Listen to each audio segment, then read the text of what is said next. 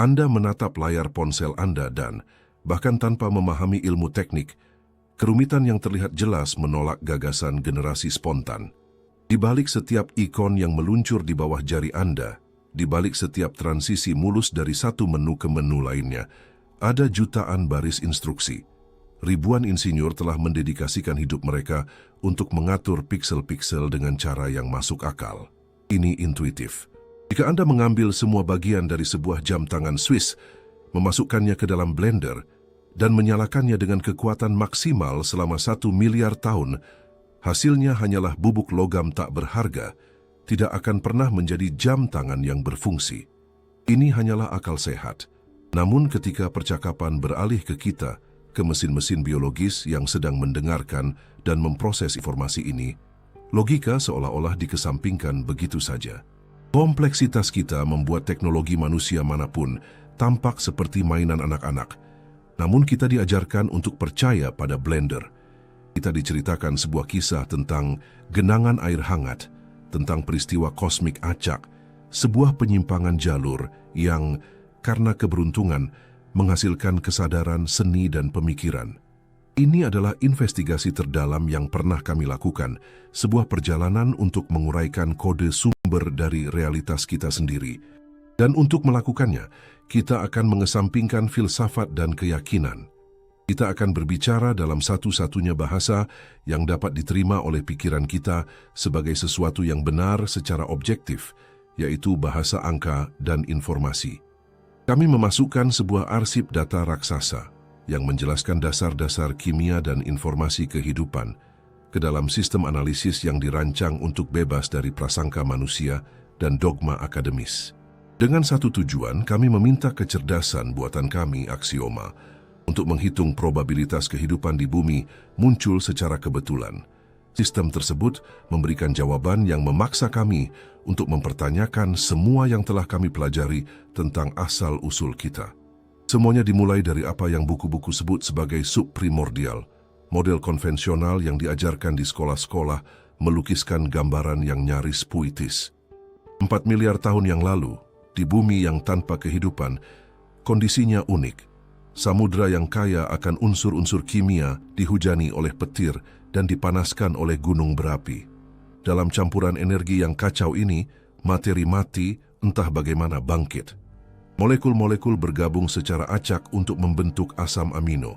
Asam amino berbaris secara acak untuk membentuk protein. Dan protein, karena sebuah keberuntungan semata, terorganisir untuk membentuk sel hidup pertama. Itu adalah kisah yang indah. Tapi mari kita lihat dengan mata seorang pemrogram. Apa itu sel hidup? Pada abad ke-19, Charles Darwin membayangkannya hanya sebagai gelembung protoplasma, sesuatu seperti jeli sederhana. Hari ini, dengan mikroskop elektron, kita tahu kebenarannya. Jauh dari sekadar jeli sederhana, bakteri beroperasi seperti sebuah metropolis nanoteknologi dengan kompleksitas yang melampaui imajinasi. Di dalamnya ada pembangkit listrik, sistem pertahanan jalan raya untuk transportasi, pusat daur ulang limbah, arsip data, dan yang paling mengesankan, jalur perakitan otomatis yang mereplikasi diri. Sebuah kota yang membangun salinan dirinya sendiri. Organisasi di dalam satu sel lebih kompleks dan efisien daripada sebuah kota seperti New York. Membayangkan New York membangun dirinya sendiri, tanpa arsitek atau cetak biru, hanya karena angin bertiup di atas gudang bahan bangunan, akan membutuhkan keyakinan yang luar biasa. Angka-angka mengungkapkan dimensi sebenarnya dari masalah ini. Dasar dari kehidupan adalah protein. Protein adalah rantai panjang, sebuah untaian mutiara yang terbuat dari asam amino. Di alam ada lebih dari 300 jenis asam amino, tetapi kehidupan biologis, untuk suatu alasan, hanya menggunakan 20 di antaranya. Dan agar sebuah protein berfungsi, ke-20 jenis ini harus tersusun dalam urutan yang tepat, seperti huruf dalam sebuah kalimat. Jika Anda melempar huruf secara acak, hasilnya adalah kebisingan tanpa arti. Agar kalimat menjadi atau tidak menjadi ada, setiap huruf harus berada di tempatnya yang semestinya. Sebuah protein biasa terdiri dari sekitar 200 asam amino. Kami memberi aksioma sebuah tugas sederhana, hitung probabilitas satu blok fungsional. sebuah protein yang hanya terdiri dari 150 asam amino, terbentuk secara kebetulan di dalam sup primordial. Algoritma mulai memproses kombinasi. 20 pilihan untuk posisi pertama dalam rantai, 20 untuk yang kedua, 20 untuk yang ketiga, dan seterusnya 150 kali. Hasilnya mencapai 20 pangkat 150. Probabilitas satu protein fungsional muncul secara kebetulan adalah 1:10 pangkat 164. Untuk memahami besarnya angka ini, lihatlah kosmos. Di seluruh alam semesta yang dapat diamati dari ujung ke ujung, ada sekitar 10 pangkat 80 partikel elementer. Jumlah atom di seluruh kosmos lebih sedikit daripada jumlah cara untuk menyusun satu protein yang salah. Jika setiap atom di alam semesta adalah sebuah laboratorium yang mencoba menciptakan protein ini, dan setiap laboratorium melakukan 1 miliar percobaan per detik sejak Big Bang, kita tetap tidak akan punya cukup waktu untuk menemukan secara kebetulan satu urutan yang benar.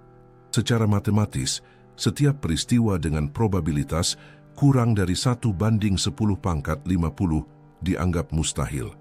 Itulah hukum Emil Borel. Apa yang kita miliki di sini melampaui yang tidak mungkin. Ini adalah nol mutlak. Secara matematis, ini tidak akan pernah bisa terjadi, dimanapun, kapanpun. Masalahnya menjadi lebih dalam dengan variabel berikutnya. Kami memasukkan ke dalam aksioma sebuah variabel yang para pendukung teori kebetulan lebih suka tidak bahas. Sebuah detail kimia yang merepotkan yang mengubah yang mustahil menjadi absurditas logis. Ini adalah masalah kiralitas. Dalam kimia, banyak molekul ada dalam dua bentuk, seolah-olah mereka adalah bayangan cermin satu sama lain. Tangan Anda memberikan contoh yang sempurna.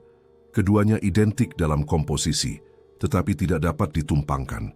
Sarung tangan kiri tidak cocok untuk tangan kanan. Keduanya kiral. Ketika asam amino disintesis di laboratorium melalui reaksi acak, hasilnya selalu campuran. 50% molekul kidal dan 50% molekul tangan kanan. Ini adalah hukum dasar kimia. Campuran ini disebut rasemat. Namun ketika kita melihat makhluk hidup manapun di bumi, kita melihat sebuah anomali yang mengejutkan. Semua protein dalam semua bentuk kehidupan, dari bakteri terkecil hingga manusia, dibangun secara eksklusif dengan asam amino kidal. Tidak ada satu pun yang tangan kanan. Jika hanya satu asam amino tangan kanan masuk ke dalam rantai, struktur protein akan hancur dan kehidupan akan mati. Ini seperti Anda memiliki kantong berisi 1 miliar koin, melemparkan semuanya ke udara, dan semuanya, tanpa kecuali, mendarat dengan sisi yang sama menghadap ke atas. Ini menentang hukum probabilitas, mendapatkan rantai 150 asam amino yang semuanya kidal secara kebetulan, sama dengan melempar koin 150 kali berturut-turut dan mendapatkan sisi gambar dalam semua lemparan. Seseorang atau sesuatu harus menyaring bahan bangunan bahkan sebelum pekerjaan dimulai. Penghapusan kesalahan statistik apapun menunjuk pada sebuah desain yang disengaja, dan bahkan jika kita mengatasi rintangan ini, masih ada rintangan lain. Sebuah protein hanyalah satu batu bata. Agar sel paling primitif ada, satu batu bata tidak cukup. Dibutuhkan minimal 239 jenis protein yang berbeda, semuanya berfungsi dalam sinkronisasi yang sempurna. Dan mereka harus muncul pada saat yang sama. Kehidupan tidak bisa menunggu. Jantung tidak berfungsi tanpa paru-paru. Membran sel akan hancur jika tidak ada mekanisme untuk menghasilkan energi di dalamnya. Sel harus lahir lengkap dengan semua sistemnya beroperasi, atau ia tidak akan bertahan bahkan sedetik pun. Inilah yang kita sebut kompleksitas tak tereduksi. Sir Fred Hoyle, seorang astronom dan matematikawan Inggris, merangkum gagasan ini dalam sebuah kalimat yang menjadi legendaris. Dia mengatakan bahwa probabilitas kehidupan muncul secara kebetulan sama dengan probabilitas sebuah badai melewati tempat barang rongsokan dan merakit. Dari rongsokan itu, sebuah Boeing 747 yang berfungsi penuh dan siap lepas landas. Kami memutuskan untuk menguji analogi ini. Kami memasukkan parameter tempat barang rongsokan, kimia dari subprimordial, dan Boeing dari sel paling sederhana ke dalam aksioma. Sistem menyimpulkan bahwa untuk perakitan acak dari set minimum protein akan dibutuhkan lebih banyak waktu daripada usia alam semesta kita. Bahkan, jika alam semesta 1 miliar kali lebih tua, waktunya masih tidak akan cukup. Ini terjadi karena alam mengikuti hukum yang tak kenal ampun. Hukum kedua, termodinamika. Semua hal di alam semesta cenderung menuju kekacauan, bukan keteraturan. Sebuah mesin berkarat, sebuah bangunan runtuh, sebuah tubuh membusuk. Keteraturan hancur secara spontan. Kita tidak pernah mengamati sebaliknya. Kita tidak pernah melihat karat berkumpul untuk membentuk mobil, atau debu bersatu untuk menciptakan komputer. Asal-usul kehidupan secara spontan adalah pelanggaran paling spektakuler dari hukum fundamental ini. Ini seperti meledakkan sebuah percetakan dan berharap huruf-huruf yang jatuh dari langit membentuk dengan sendirinya teks lengkap Ensiklopedia Britannica tanpa satupun kesalahan ketik. Tapi bukti definitif tidak terletak pada kimia melainkan pada informasi. Dan disinilah kita sampai pada inti investigasi kita. Kehidupan bukan hanya materi, ia pertama-tama adalah informasi.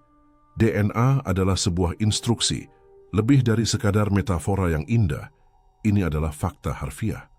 Di dalam inti setiap sel Anda, ada sebuah instruksi yang tertulis dengan 3,5 miliar karakter. Jika Anda berjalan di pantai dan melihat di pasir kalimat, Budi mencintai Ani, Anda tahu bahwa itu ditulis oleh pikiran yang cerdas. Ombak bisa menciptakan pola yang indah, angin bisa memahat bukit pasir, tetapi baik angin maupun ombak tidak bisa menciptakan pesan. Informasi dalam segala bentuknya selalu berasal dari sebuah kecerdasan. Materi bisa menjadi medium untuk informasi, seperti kertas untuk buku atau silikon untuk chip, tetapi materi tidak menciptakan informasi yang dibawanya.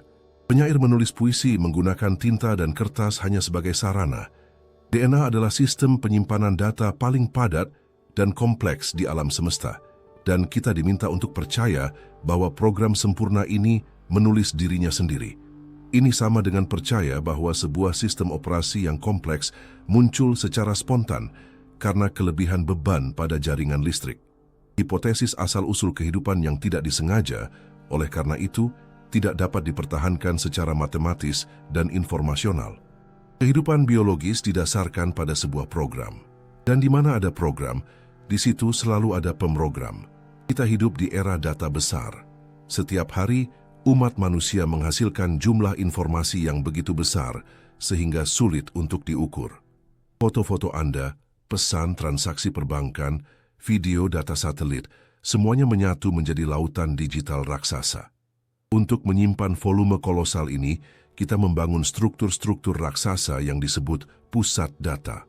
Ini adalah gudang-gudang besar, seukuran lapangan sepak bola. Penuh dengan server yang mengonsumsi jumlah listrik yang tidak masuk akal dan memerlukan sistem pendingin yang kuat agar tidak meleleh. Kita bangga dengan pencapaian ini. Kita percaya bahwa kemajuan kita dalam penyimpanan data adalah puncak dari rekayasa. Tapi kita keliru. Investigasi kami yang dilakukan dengan bantuan sistem analitik Axioma mengungkapkan sebuah kebenaran yang membingungkan.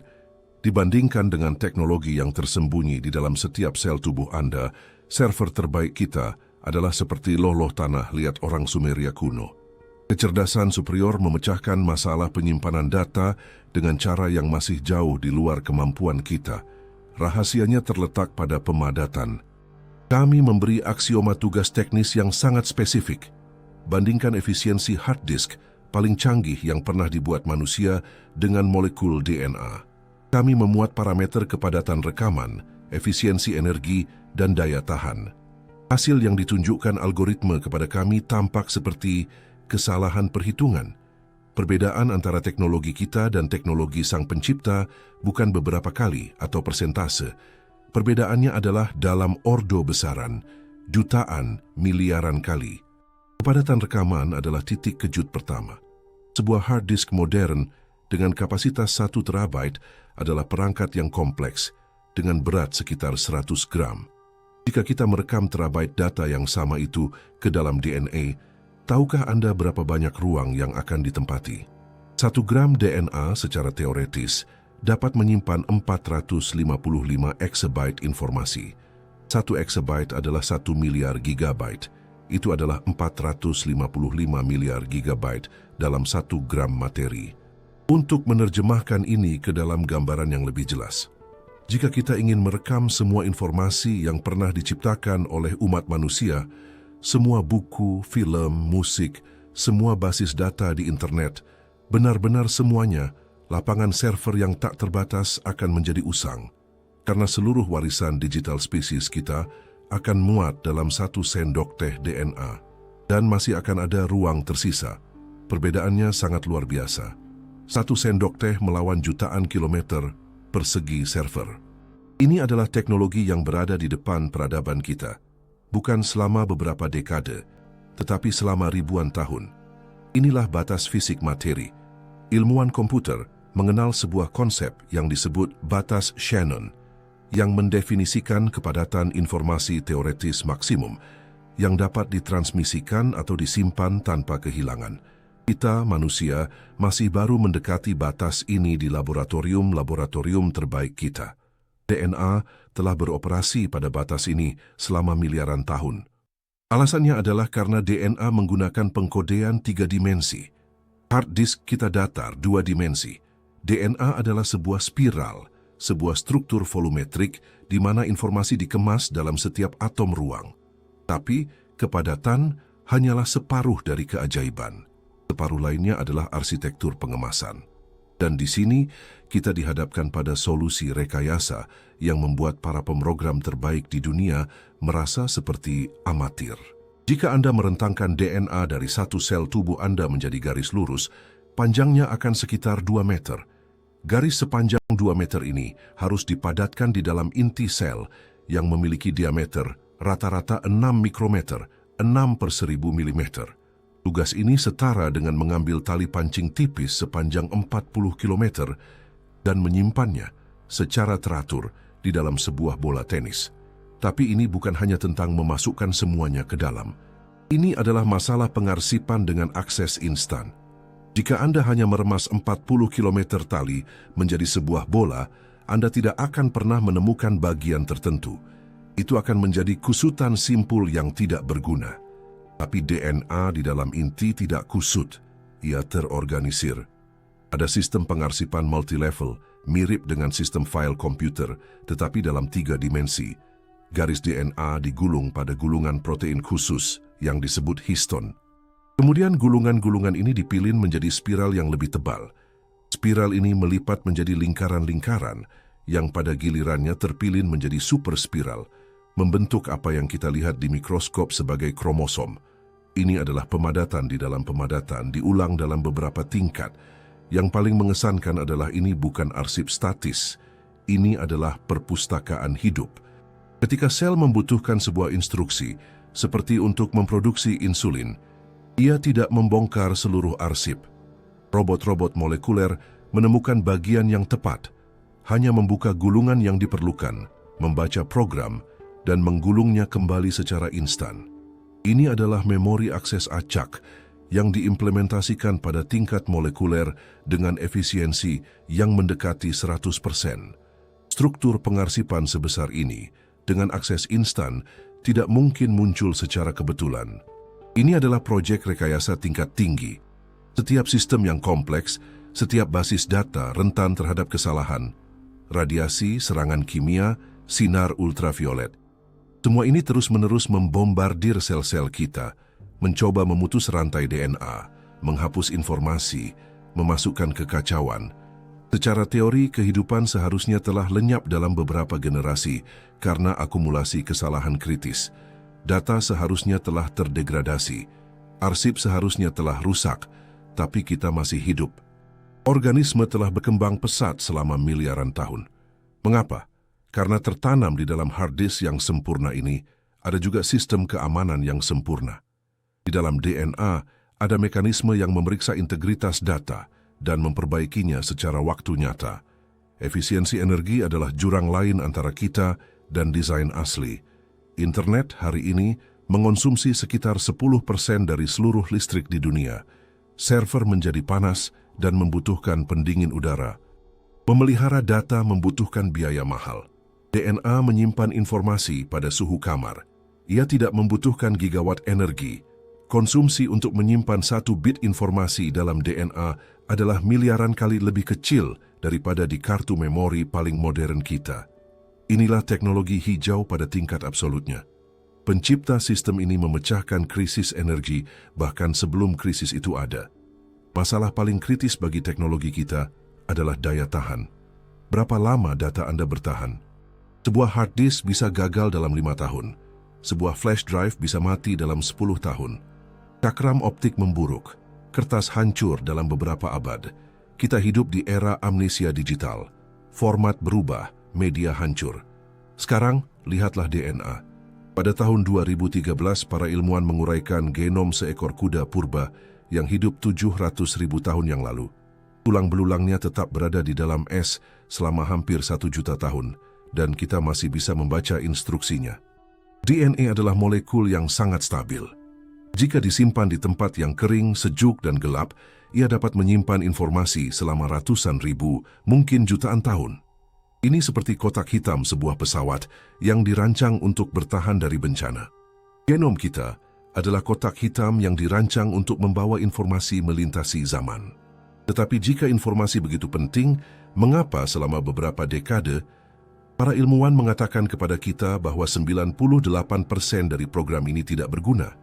Pernahkah Anda mendengar istilah DNA non-coding yang populer disebut sampah? Untuk waktu yang lama kita diajarkan bahwa genom kita adalah kuburan dari puing-puing evolusi, bahwa hanya 2% gen yang berguna dan sisanya adalah pemberat tanpa fungsi. Mereka mengatakan kepada kita bahwa ini adalah bukti tidak adanya seorang pencipta. Insinyur mana yang akan merancang sebuah instruksi dengan 98% sampah? Ini, menurut mereka, membuktikan evolusi yang buta dan kacau. Kami memutuskan untuk memeriksa klaim ini. Kami memasukkan kumpulan data dari apa yang disebut DNA non-coding ke dalam inti analitik aksioma. Kami meminta kecerdasan buatan untuk mencari pola tersembunyi, struktur logis, dan tanda apapun dari informasi fungsional. Jika itu benar-benar sampah, sistem seharusnya hanya menemukan kebisingan dan kekacauan, tapi hasilnya berbeda. Aksioma mendeteksi sebuah sistem manajemen tingkat tinggi dengan kompleksitas yang melebihi area pengkodean. Apa yang oleh para ilmuwan disebut sampah sebenarnya adalah sistem operasi kehidupan. 2% gen hanyalah file-file yang dikelola oleh sistem ini. Gen-gen yang mengkodekan protein adalah batu bata. Mereka membangun tubuh, tapi batu bata dengan sendirinya tidak membangun rumah. Siapa yang memberitahu batu bata di mana ia harus berada? Siapa yang memberitahu sel embrio, kamu akan menjadi neuron, dan kepada tetangganya, kamu akan menjadi sel hati? DNA di keduanya identik. Program di mata sama dengan di tumit, tetapi mata melihat dan tumit tidak. Mengapa? Karena sistem operasi sedang bekerja. Dan itu tertulis di dalam 98% sampah itu. Wilayah genom yang luas ini berfungsi seperti jaringan saklar yang kompleks. Dalam genetika, mereka disebut elemen pengatur, aktivator, peredam, promotor. Mereka adalah tombol nyalakan dan matikan. Sistem ini berfungsi seperti panel kontrol raksasa. Sebuah gen hanyalah sebuah bola lampu. Agar ia menyala pada saat yang tepat dan dengan intensitas yang tepat, operator perlu menekan kombinasi tombol di panel. DNA non-coding adalah panel ini, dan ia menempati 98% ruang karena pengelolaan sistem yang kompleks selalu membutuhkan lebih banyak kode daripada bagian-bagian yang dijalankannya. Pada tahun 2012, proyek internasional ENCODE mengejutkan komunitas ilmiah dengan mengumumkan bahwa minimal 80% dari genom aktif secara biokimia. Di mana mereka melihat sampah, sekarang kita melihat area kerja fungsional. Dan setiap tahun, angka ini meningkat. Kita semakin mendekati pemahaman bahwa di dalam DNA tidak ada satu detail pun yang berlebihan. Mitos DNA sampah telah terbantahkan. Setiap huruf memiliki tempatnya. Setiap pengulangan memiliki ritme dan fungsi. Jika DNA adalah struktur yang begitu sempurna, di mana instruksi mengelola mesin, muncullah paradoks logis terbesar dari semuanya. Sebuah paradoks yang melumpuhkan teori materialistis manapun tentang asal-usul kehidupan. Dari sudut pandang rekayasa, masalah ini mengungkapkan sebuah paradoks. Untuk membaca program DNA, dibutuhkan protein khusus, yaitu enzim. Tetapi untuk menciptakan protein-protein ini, seseorang perlu membaca program DNA. Mana yang datang lebih dulu? Programnya atau mesin untuk membacanya? Instruksi untuk merakit robot ada di dalam memori robot itu sendiri. Tetapi robot itu belum dirakit sehingga ia tidak bisa mengakses instruksi tersebut. Ini adalah lingkaran tertutup, sebuah jalan buntu secara logika. Ketika anak-anak, kita semua mendengar pertanyaan terkenal, mana yang lebih dulu, telur atau ayam? Itu adalah permainan yang menyenangkan, sebuah teka-teki filosofis. Tapi ketika kita membawa pertanyaan yang sama ini dari kandang ayam ke dunia nano, ke jantung sel hidup, ia tidak lagi lucu. Ia menjadi mimpi buruk terbesar bagi teori evolusi. Ia berubah menjadi dinding yang tidak dapat ditembus. Kami memasukkan ke dalam aksioma skema lengkap tentang bagaimana informasi mengalir di dalam sel. Kami meminta sistem untuk menemukan titik awal, di mana semuanya dimulai. Apa proses pertama? Aksioma menganalisis siklus-siklus tersebut dan mengembalikan kesalahan fatal. Rekursi tak terbatas terdeteksi. Ketergantungan siklis. Sistem tidak dapat memulai sendiri. Kehidupan ditopang oleh dua pilar utama. Yang pertama adalah DNA, hard disk, perpustakaan cetak biru. Ini adalah informasi. Tapi DNA, seperti yang telah kita lihat, bersifat pasif. Ia tidak melakukan apa-apa dengan sendirinya. Sebuah buku tidak bisa membaca dirinya sendiri. Pilar kedua adalah protein. Mereka adalah para pekerja, peralatan, mesin-mesin molekuler yang membangun sel, mencerna makanan, mengangkut oksigen. Protein adalah bagian mekanis dari kehidupan. Dan disinilah perangkap itu tertutup. Untuk membangun sebuah protein, organisme membutuhkan sebuah instruksi. Instruksi ini tertulis di dalam DNA. Tanpa DNA, sel tidak tahu bagaimana merakit protein. Tetapi untuk membaca instruksi dari DNA, menyalinnya, dan berdasarkan itu, merakit protein, dibutuhkan protein lain. Pembacaan DNA dilakukan oleh kompleks protein. Pembukaan spiral DNA dilakukan oleh protein lain.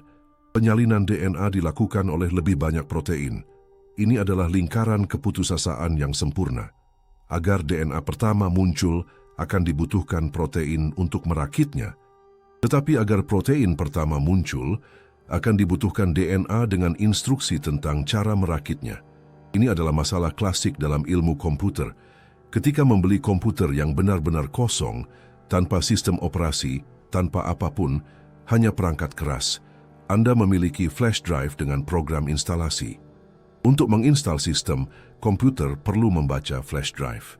Tetapi agar komputer bisa membaca flash drive, ia sudah harus memiliki semacam sistem, meskipun minimal, untuk mengenali port USB. Bagaimana cara menginstal sistem jika untuk instalasi, Anda sudah memerlukan sistem? Di dunia komputer, para insinyur memecahkan ini di pabrik. Mereka menulis kode dasar langsung di dalam chip. Mereka memuat sistem dari luar. Tetapi dalam kasus asal-usul kehidupan di bumi, menurut ilmu pengetahuan resmi tidak ada insinyur. Tidak ada pabrik, hanya ada samudra dan kebetulan. Probabilitas DNA dan protein yang diperlukan untuk membacanya muncul secara independen. Di tempat yang sama, pada waktu yang sama, dan cocok dengan sempurna seperti kunci di gemboknya, sangatlah kecil, sehingga untuk menuliskannya akan dibutuhkan lebih banyak angka nol daripada jumlah partikel di seluruh alam semesta. Ini bukan peluang 1 banding sejuta. Ini adalah tidak akan pernah secara matematis. Untuk mencoba mengatasi masalah ini, para ilmuwan mengusulkan hipotesis dunia RNA. Gagasannya adalah bahwa pada awalnya tidak ada DNA atau protein, tetapi hanya RNA, molekul yang mirip dengan DNA. Mereka menyarankan bahwa RNA bisa saja pada saat yang sama menjadi pembawa informasi dan mesin fungsional. Tetapi hipotesis ini juga runtuh. RNA sangat tidak stabil dan cepat terurai. Membangun kehidupan berdasarkan RNA di samudra yang hangat akan seperti membangun gedung pencakar langit dengan es krim yang meleleh. Transisi dari sistem berbasis RNA ke sistem DNA dan protein saat ini juga merupakan jurang logis. Kehidupan bersifat berkelanjutan. Setiap gangguan pada mekanisme berarti kematian. Keberadaan simultan dari sistem penyimpanan, DNA, dan sistem pemrosesan protein adalah kondisi yang diperlukan untuk kehidupan. Mereka tidak mungkin muncul secara berurutan, dan masih ada komponen penting ketiga, energi.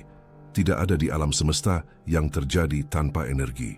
Di dalam sel, baterai universal adalah molekul ATP. Siapa yang memproduksi ATP? Sebuah motor nano bernama ATP sintase, yang juga merupakan protein yang dibangun dari instruksi di dalam DNA. Untuk membaca DNA, dibutuhkan energi.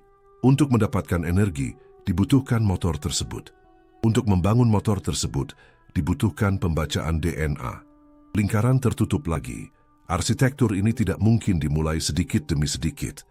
Ia harus diciptakan dalam keadaan yang sudah terisi, terpasang, dan siap berfungsi. Semua komponen, DNA, protein, membran, energi, harus muncul dalam satu waktu, di satu tempat yang sama, dengan penyesuaian yang sempurna. Jika satu komponen saja hilang, sistem itu mati. Jika kehidupan tidak dapat muncul secara bertahap di tingkat molekuler, mungkin setelah sel pertama diaktifkan, evolusi mengambil alih, perlahan-lahan menciptakan keragaman spesies yang kita lihat hari ini. Ilmu pengetahuan resmi menunjukkan kepada kita gambaran yang indah. Pohon kehidupan di mana semuanya tumbuh dari satu akar tunggal dengan lancar dan terus-menerus. Charles Darwin sangat percaya bahwa alam tidak membuat lompatan. Tetapi ketika para ahli paleontologi mengambil peralatan mereka dan mulai menggali bumi, mereka tidak menemukan sebatang pohon. Mereka menemukan sesuatu yang benar-benar menghancurkan gambaran damai itu. Mereka menemukan bukti sebuah peristiwa yang lebih mirip pendaratan massal daripada evolusi. Ledakan Kambrium menulis ulang sejarah kehidupan dalam sekejap. Kami memasukkan data dari catatan fosil seluruh planet ke dalam jaringan saraf. Kami meminta kecerdasan buatan untuk membangun sebuah grafik yang menunjukkan kemunculan bentuk-bentuk biologis baru dari waktu ke waktu.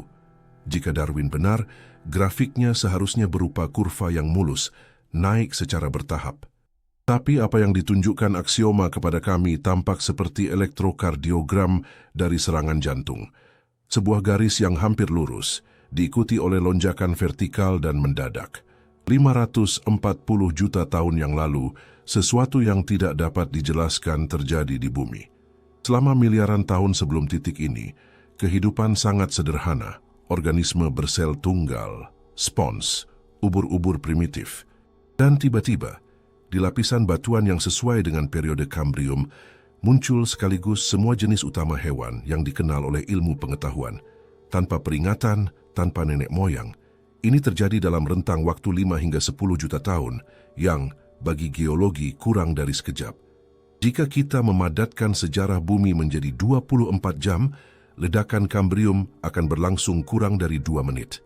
Dan dalam 2 menit itu, planet ini dipenuhi dengan makhluk-makhluk dengan kerangka keras, sistem saraf, usus, anggota tubuh, dan yang paling mengesankan dari semuanya, mata yang sangat kompleks. Trilobita, sebuah simbol Kambrium, memiliki mata majemuk yang terdiri dari lensa kalsit. Optik matanya adalah sebuah mahakarya rekayasa dengan lensa ganda yang mengoreksi aberasi sferis. Menurut Darwinisme, mata berevolusi secara bertahap. Tapi Trilobita muncul dalam catatan fosil sudah dengan sistem optik yang sempurna, tanpa pendahulu apapun. Seolah-olah seseorang menekan sebuah saklar dan tiba-tiba planet ini mendapatkan penglihatan. Penciptaan jenis tubuh baru membutuhkan jumlah informasi genetik baru yang sangat besar. Dibutuhkan gen-gen baru untuk membangun cangkang, gen-gen baru untuk otot, gen-gen baru untuk sistem saraf. Matematika melarang laju evolusi seperti ini. Pencarian acak untuk solusi membutuhkan waktu yang sangat lama. Penjelasan yang muncul dari analisis data adalah lain. Ini seperti memainkan versi pertama dari sebuah video game. Hanya ada beberapa karakter sederhana. Kemudian, pengembang merilis pembaruan besar. Anda menginstalnya masuk ke dalam permainan, dan tiba-tiba dunia penuh dengan ribuan makhluk, senjata, dan skenario baru yang sebelumnya tidak ada. Mereka tidak berevolusi dari karakter lama, mereka ditambahkan ke dalam permainan. Ledakan Kambrium tampak persis seperti itu. Sebuah instalasi massal bentuk-bentuk kehidupan baru. Semuanya ditulis dalam bahasa DNA yang sama, tetapi dengan program yang sama sekali baru. Tetapi ceritanya tidak berhenti di situ. Seniman menandatangani lukisan mereka. Arsitek meninggalkan jejak mereka di gedung-gedung. Pemrogram menyembunyikan nama mereka di dalam kode. Wajar jika pikiran yang cerdas ingin mengklaim kepengarangan atas ciptaannya. Jika alam semesta dan kehidupan adalah produk dari sebuah kecerdasan super, masuk akal untuk berasumsi bahwa ia telah meninggalkan tanda tangannya, sebuah tanda air tak terlihat yang mengonfirmasi keaslian karya tersebut. Kami tidak mencari tulisan dalam bahasa Ibrani atau Latin. Kami mencari bahasa universal yang dapat dipahami oleh kecerdasan manapun di alam semesta, bahasa konstanta matematika, dan kami menemukannya. Penemuan pertama adalah rasio emas, bilangan Phi, sekitar 1,618. Ini adalah angka keharmonisan yang ada di galaksi spiral, cangkang siput, dan dalam proporsi tubuh manusia. Geometri molekul kehidupan itu sendiri dibangun di atas angka ini. Panjang satu putaran penuh spiral DNA adalah 34 angstrom. Lebar molekulnya adalah 21 angstrom. Bagilah 34 dengan 21 dan hasilnya hampir persis sama dengan rasio emas. Ini bukan tuntutan kimia. Ini adalah pilihan estetis dan matematis dari sang arsitek. Penemuan lain adalah bilangan pi. Para ilmuwan menemukan bahwa pi terkode dalam keadaan kuantum atom hidrogen. Matematika dasar dijahit ke dalam jalinan materi itu sendiri. Selain itu, analisis statistik genom manusia mengungkapkan pola-pola yang berkorelasi dengan urutan digit pi. Ini seperti pesan tersembunyi di dalam informasi lain. Dan ada juga angka 37 yang muncul dengan frekuensi yang menakutkan dalam kode genetik, dalam simetri aritmatika yang terkait dengan massa partikel yang menyusun asam amino. Probabilitas senyawa kimia acak memiliki massa yang berjumlah dalam aritmatika desimal yang begitu elegan praktis nol. Ini tampak seperti checksum, sebuah kode batang. Pola-pola ini ditinggalkan untuk ditemukan oleh sebuah peradaban yang mencapai tingkat teknologi yang cukup untuk memecahkan kode DNA dan memahami matematika tingkat lanjut. Ini adalah pesan yang berbunyi, kalian telah tumbuh dewasa, kalian telah belajar membaca. Sekarang kalian dapat melihat bahwa aku pernah di sini. Dalam kriminologi ada metode yang disebut profiling kriminal. Para penyelidik, tanpa memiliki foto atau nama, dapat membuat profil psikologis yang akurat dari seorang penjahat hanya dengan mempelajari tempat kejadian perkara. Dari sifat bukti, dari metode operasi, dari jejak yang ditinggalkan, mereka memahami jenis pikiran yang sedang mereka hadapi. Kita menilai sang pencipta dari ciptaannya. Kita menilai sang pemrogram dari instruksinya. Dengan menerapkan analisis sistem pada kode genetik, muncullah profil yang jelas dari dia yang menulis DNA. Kita akan melakukan ini bukan berdasarkan teks-teks kuno, tetapi berdasarkan analisis sistem. Kami memasukkan ke dalam aksioma semua karakteristik kode genetik yang kami temukan. Kepadatan kompresi, sifat digital, tanda tangan matematika, sistem perlindungan data, dan pembaruan massal biosfer. Dan kami meminta kecerdasan buatan untuk menjawab, apa saja karakteristik pencipta sistem seperti ini? Pertama, kecerdasan tersebut beroperasi di luar ruang dan waktu kita. Jika Anda menciptakan sebuah permainan komputer, Anda bukanlah karakter yang terbuat dari piksel di dalam permainan. Anda berada di luar, dalam realitas dengan lebih banyak dimensi dan kemungkinan. Kode DNA dan hukum fisika adalah aturan alam semesta kita. Siapapun yang menetapkannya tidak bisa dibatasi olehnya. Entitas ini tidak tunduk pada waktu, karena waktu adalah bagian dari program yang ditulisnya. Baginya, Big Bang dan saat ini ada secara bersamaan, seperti file di dalam hard disk. Selain itu, terlihat adanya obsesi terhadap efisiensi. Sang arsitek adalah seorang perfeksionis dalam hal optimalisasi. Seperti yang telah kita lihat, tidak ada yang berlebihan di dalam DNA. Alam semesta dibangun di atas prinsip tindakan terkecil. Cahaya selalu memilih jalur terpendek. Ini adalah ciri khas seorang insinyur yang lebih memilih solusi elegan daripada kekuatan kasar. Dia menghargai kecerdasan di atas kekuasaan. Kekuatannya terletak pada presisi, bukan volume. Terakhir, ada penghargaan yang mendalam terhadap estetika. Kita menemukan rasio emas dan fraktal. Sistem ini bisa saja fungsional, namun jelek. Sebuah kotak beton adalah rumah yang fungsional, tetapi alam semesta itu indah. Keindahan tertanam dalam matematika atom. Bagi sang arsitek, estetika adalah konstanta yang sama fundamentalnya dengan gravitasi. Dia adalah seorang seniman yang kuasnya adalah cahaya dan kanvasnya adalah kehampaan. Sifat realitas kita juga menjadi lebih jelas. DNA adalah instruksi digital. Fisika kuantum memberitahu kita bahwa pada tingkat terdalam materi bersifat diskrit. Ada panjang minimum dan waktu minimum. Ini berarti dunia kita tidak analog, ia terpikselasi. Ia memiliki resolusi. Realitas kita tampaknya merupakan sebuah proses komputasi. Tetapi ini bukan simulasi yang dingin dan tanpa tujuan. Analisis DNA menunjukkan bahwa kode tersebut mampu belajar dan beradaptasi. Sang arsitek tidak menulis naskah, di mana semuanya telah ditentukan sebelumnya.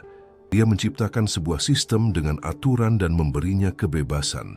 Ini adalah profil seorang guru atau seorang eksperimenter. Dia tidak ingin robot yang mengikuti perintah secara membabi buta. Dia mencari agen-agen otonom yang mampu mengambil keputusan, membuat kesalahan, belajar, dan mencipta. Penemuan teknologi CRISPR baru-baru ini yang memungkinkan kita untuk mengedit DNA, berarti kita memiliki hak administrator. Tidak ada tiran yang akan memberikan kunci dari belenggu mereka sendiri kepada budak-budaknya. Oleh karena itu, sang arsitek bukanlah seorang tiran. Dia mendelegasikan kekuasaan. Dia ingin kita menjadi rekan penulis. Ini membawa kita ke sebuah pertanyaan moral. Kebaikan, penciptaan, dan cinta mewakili keteraturan tingkat tinggi. Kejahatan, kekacauan, dan kehancuran adalah bug, entropi.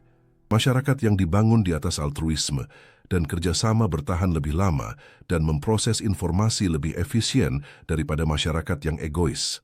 Moralitas bukanlah penemuan manusia. Ini adalah hukum optimalisasi sistem yang ditetapkan oleh sang arsitek.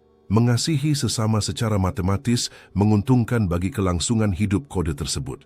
Cermin ilmu pengetahuan memantulkan sesuatu yang tak terbantahkan. Kehidupan bukanlah sebuah kebetulan. Ini adalah proyek teknologi tinggi. DNA adalah bahasa, di mana program keberadaan kita ditulis. Kita dilengkapi dengan perlindungan, instruksi, dan kehendak bebas. Tujuan dari proyek ini adalah penciptaan, pelestarian, dan evolusi kompleksitas. Transformasi materi mati menjadi roh yang hidup. Ini mengubah segalanya bagi Anda. Jika Anda adalah sebuah kebetulan, hidup Anda tidak memiliki arti. Anda hanyalah jamur sementara di atas batu yang melayang di kehampaan. Tidak ada kebaikan, tidak ada kejahatan, tidak ada masa depan. Tetapi jika Anda adalah sebuah proyek, maka Anda memiliki tujuan.